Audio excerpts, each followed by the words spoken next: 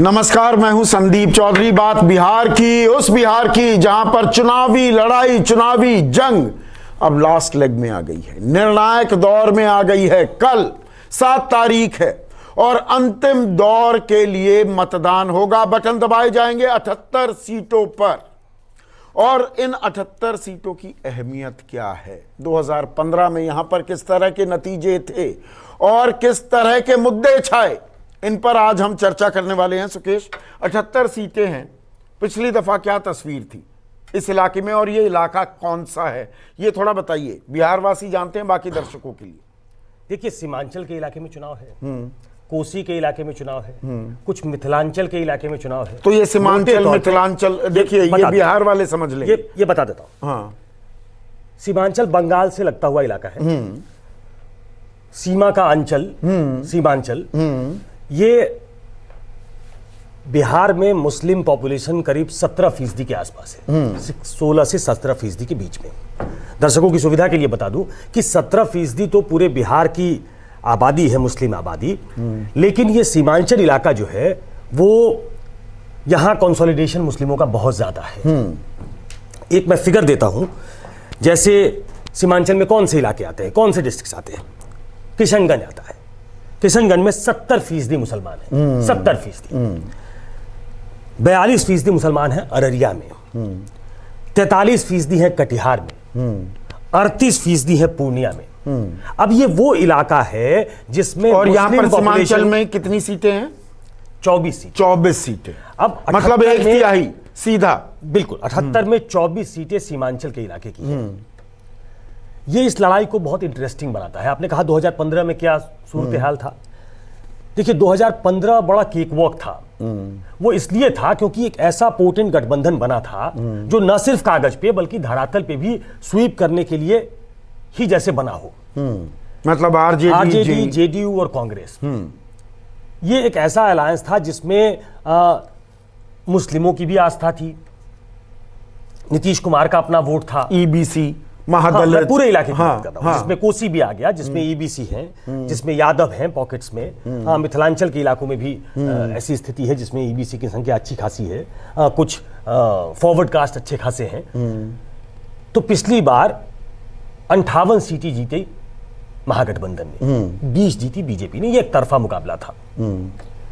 अब इस दफा ये बड़ा क्लोजली कंटेस्टेड गेम लग रहा है। कोई भी पार्टी आखिरी वक्त तक कोई भी एम्युनिशन अपना बाकी रखना नहीं चाहती है। अब पिछली बार का एक और पेच समझिए, यह समझना दर्शकों के लिए जरूरी है।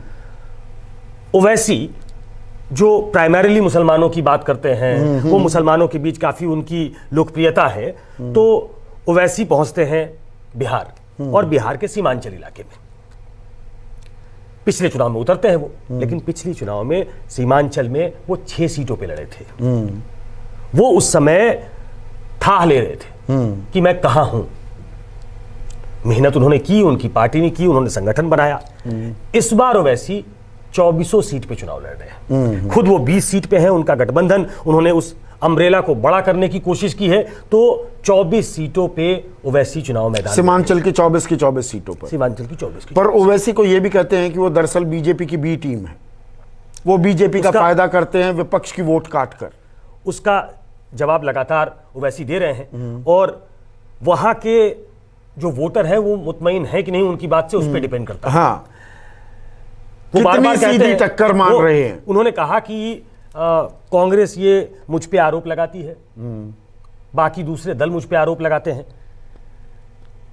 बिहार की ही बात कर लीजिए या पूरे देश की बात कर लीजिए तो पिक्चर साफ हो जाएगी। उन्होंने कहा कि करीब 175 सीटों पे लोकसभा के चुनाव में बीजेपी और कांग्रेस की सीधी भिड़ंत हुई, उसमें तो ओवैसी कहीं नहीं था।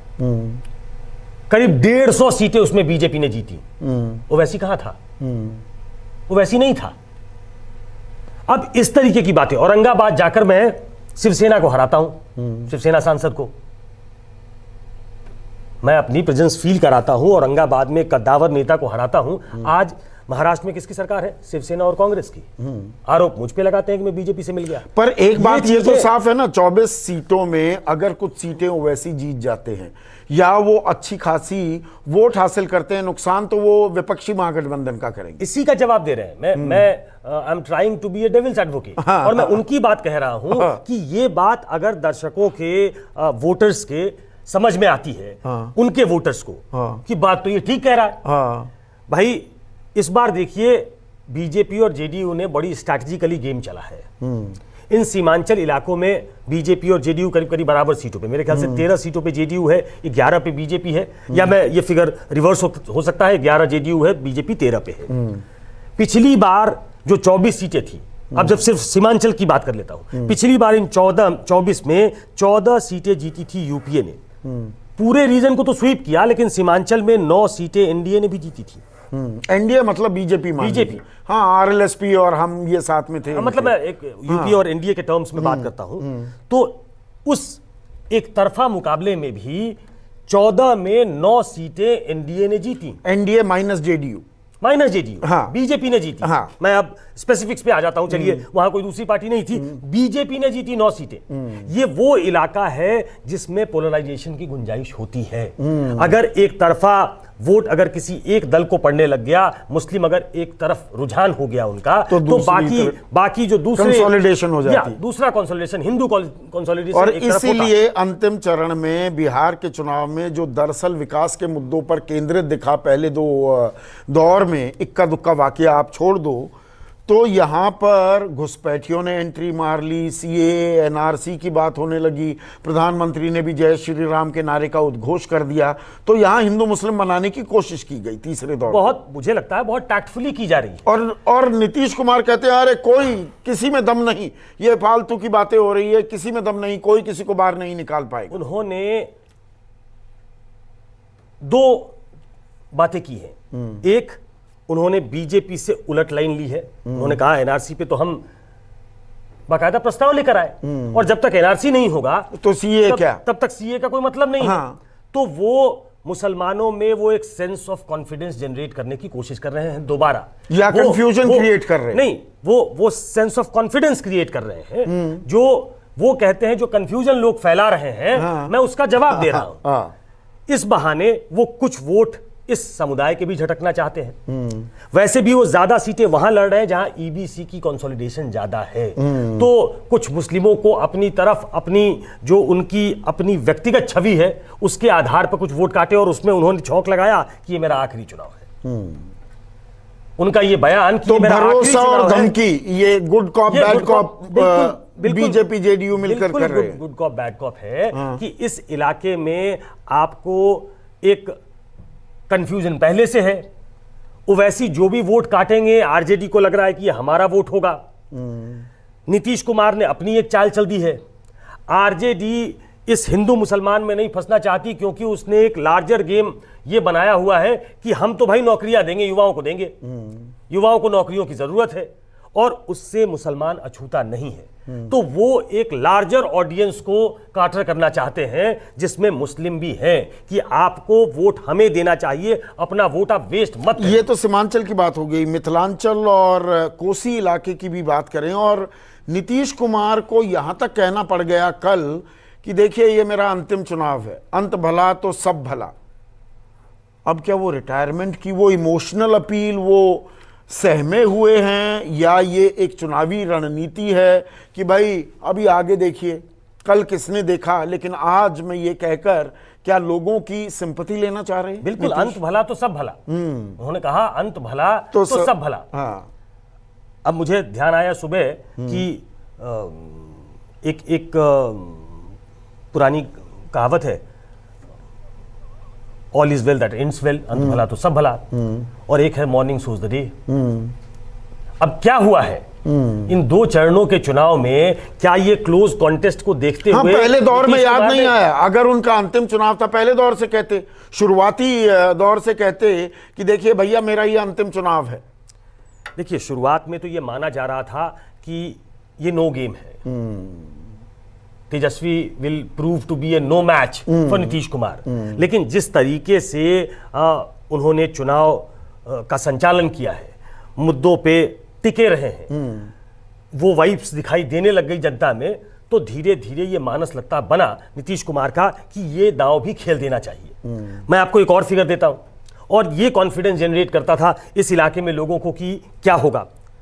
लोकसभा के चुनाव का एक पैरामीटर अगर उसको भी माने तो लोकसभा चुनाव में यहां 27 सीटों पे भाजपा आगे थी, 37 सीटों पे जेडीयू आगे थी। इन इलाकों में जेडीयू ने चुनाव लड़ा। हाँ, ये लोकसभा चुनाव को आप विधानसभा में परिवर्तित कर दीजिए। हाँ। लोकसभा लोक जनशक्ति पार्टी 6 सीटों पे आगे थी, राजद सिर्फ 2 सीटों पे आगे थी, कांग्रेस 4 सीटों पे, एआईएमआईएम 2 सीटों पे, एआईएमआईएम किशनगंज की 2 सीटों पे आगे थी। मतलब इसको ये विधानसभा के चुनाव में ट्रांसलेट नहीं करेगा, लेकिन इससे आपको एक सेंस मिलता है कि इस इलाके में ईबीसी, फॉरवर्ड कास्ट, कुछ मुस्लिम जो नीतीश कुमार समझते हैं कि वो हमें वोट करते होंगे और दिया होगा, उसकी वजह से ये कंसोलिडेशन आपको यहां लाकर खड़ा करता है। 37 और 27 64 हो जाता है 78 में से। जी, ये एक तरफा मुकाबला था पिछली बार लोकसभा के चुनाव, लेकिन क्या वो दोहराया जाएगा विधानसभा के चुनाव में? इसमें कई फैक्टर्स हैं, मैं बार बार कह रहा हूं। 24 सीटों पे ओवैसी का लड़ना, नीतीश कुमार की इमोशनल अपील, नीतीश कुमार का ये कहना कि कोई किसी को बाहर नहीं निकाल सकता, क्या ये भी एक प्ले में आएगा क्या? और फिर बीजेपी का वो उनका जो पोलराइजिंग एक उनकी स्ट्रैटेजी होती है, जो उनके हर नेता का बयान आ रहा है, ये एक सेंस ऑफ फियर भी क्रिएट करता है। तो आप एक तरफ मुस्लिम को करते हो तो दूसरे सभी समुदाय के लोग जो है, हिंदू समुदाय में जितने समुदाय हैं, वो शायद एक तरफ वोट करते हैं और उसको वोट करते हैं जो उनको हराने की स्थिति में हो। तो ये एक tactful game, cleverly crafted game politics के हिसाब से, though it is a bad game. Tejashwi कहां खड़े हैं तीसरे चरण में? मुझे लगता है कि तेजस्वी इस बात पे संतुष्ट होंगे कि हमारा जो यादव मुस्लिम कंबाइन है वो तो होगा ही होगा। हमने जो युवाओं की बात की है वो झूम के हमारी तरफ आएंगे। पिछली बार 2015 का भी एक आंकड़ा ले लीजिए, 2015 में इस रीजन में 24 सीटें जीती थी आरजेडी ने, 18 जीती थी जेडीयू ने, 11 जीती थी कांग्रेस ने। तो 28, 24 और 11 को अगर जोड़ ले तो 35 सीटें अभी भी उनके खाते में है, अगर 15 के हिसाब से आप चले तो ये एक ऐसा फेज है जिसमें बहुत ज्यादा वो एक्सपेरिमेंट नहीं करना चाहते।